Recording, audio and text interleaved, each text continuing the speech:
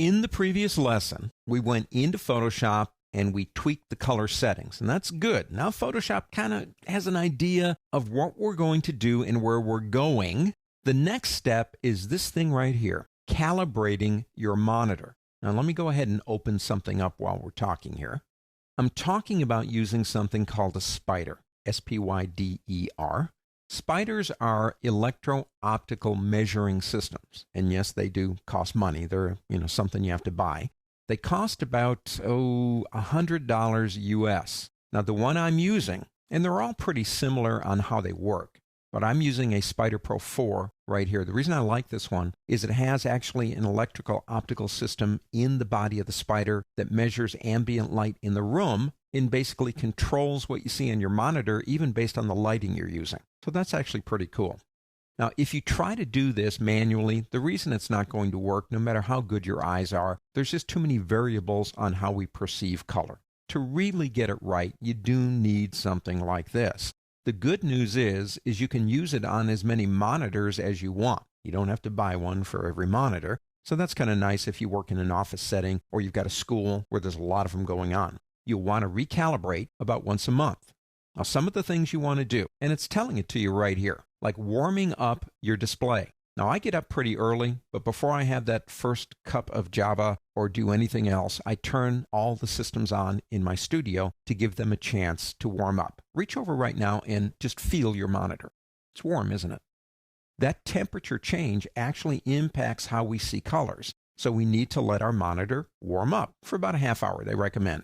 The lighting conditions, we'll talk a little bit more about that later, but in lighting conditions, you don't want direct lighting on your monitor, but you also want to make sure that the lighting that you're using to calibrate your monitor is the same lighting that you're using when you're working. Makes sense, doesn't it?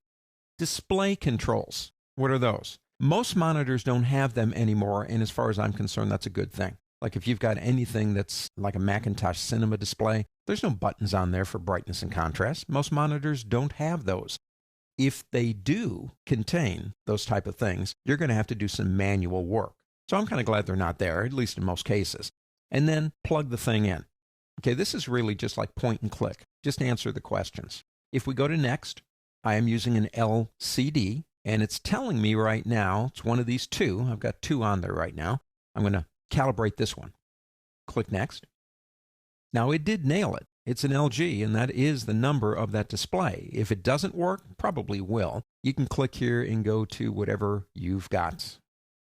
Click next again. Now for gamut, I would suggest starting with normal. And here's the thing. I could be working on the same monitor as you, but there might be a slight difference on how you're going to put your settings together. This process, the first time you do it, in my opinion, is going to take a couple of hours. Maybe you don't have to do it all in the same day. But what I'm suggesting is do more than one calibration using different options. Do some test prints and things that you're going out to and see which one works best. But I would suggest starting with normal. Your backlighting on your monitor can be a lot of different things. On this monitor, it's white LED. Some use fluorescence. Again, it should nail it for you. It should get the right one.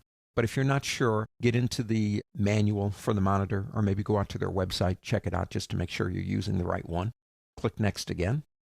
Now you see, this is where, if you've got them, you have to turn these on. And when you do, then you're going to have to adjust these settings based on the suggestions of the software. So that's one step most of us don't have to do. Click next. Okay, and here I would recommend that you leave these alone for the first test. It's saying a gamma of 2.2. White point, 6500, which is recommended. That's kind of where white is. Native, in my case, would be the same because this monitor does use 6500 Kelvin for white point. Brightness, go to recommended on that one. Now, this feature is because of my Spyder. It has the ability to check the ambient light. I do like that. And I'm going to go ahead and say, okay, do that. It's telling me which one of the monitors I want to do. I've already got that checked on. It tells me the last time it was calibrated. Click next.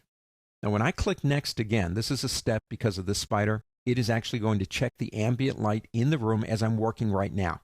And it's telling me, here's my brightness and white points based on the light. Do you want to use them or keep the current settings? I would suggest using them just to see what it does. You click next again, and that's where you put the Spyder. just like a little outline right there. You stick that bad boy on there. You click next again, and it takes about 10 minutes. It looks at the colors, and it actually analyzes them. The monitor will send, say, the color red to the spyder. And the monitor then says, spyder, this is pure red. Spyder goes, I don't think so, but I'm going to adjust you until I see a perfect red. Now, show me another red. Show me a green. Show me a blue. That's what it does. At the end, you have a calibrated system, which means that when you're calibrating colors in a photograph, as you're looking at it, the colors on your monitor represent mathematically the colors that are going to be sent to the output device. It's a very important step in the color workflow. And once you do it, you should do it about once a month. Things change. Monitors get old. All kinds of things can happen. But spyder calibration is a very important part of the process. If you can do it, I totally recommend it.